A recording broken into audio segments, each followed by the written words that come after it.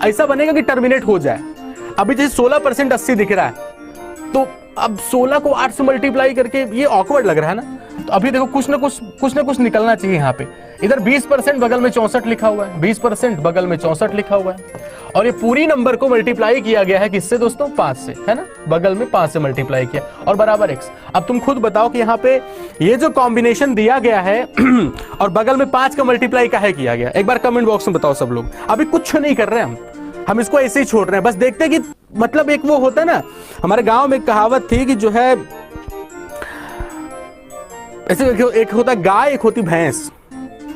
तो भैंस का है ना कि अगर वो जैसे खूंटे से बंधी रहती है, तो भैंस अगर इसे खूंटा इसे मतलब निकल गया, उसकी रस्सी निकल गई, तो क्या है ना, वो मुंडी नीचे करके वो सीधा बहुत तेज भागती है, फिर वो कुछ भी हो वो टूट पड़ती है एकदम, एक वो होती है।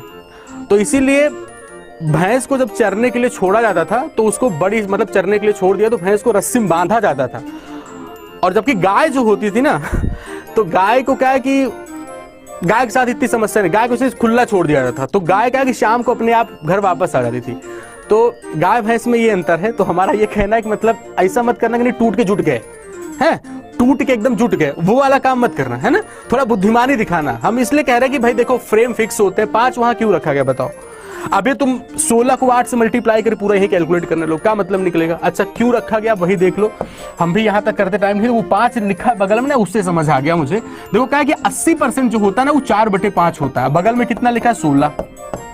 20% जो होता है वो 1/5 होता है, बगल में कितना लिखा है 64। अब तुम्हें समझ आया होगा बगल में 5 क्यों रखा गया था, अब समझ आया होगा कि 5। ये हम क्लर्क वाले बच्चों को नहीं बता सकते, मतलब जो क्लर्क ओरिएंटेड खाली पढ़ते हैं उनको नहीं बता सकते। हाँ उनको बस टूट के बस उनको सॉल्व करा के दिखा दो, खत्म कहानी, बस गुरुजी हम चटका दिए। तुम लोग समझो, तुमको थोड़ा अभी बहुत आगे बड़ा करना है, तो समझो इस बात को।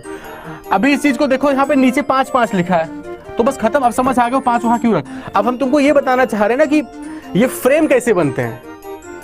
कोई भी क्वेश्चन का जो फ्रेम होता है, क्वेश्चन की फ्रेमिंग जो होती है, हम उस तरफ इशारा कर रहे हैं, ठीक है। हाँ कुछ टाइम बाद सीखने लगोगे ये भी।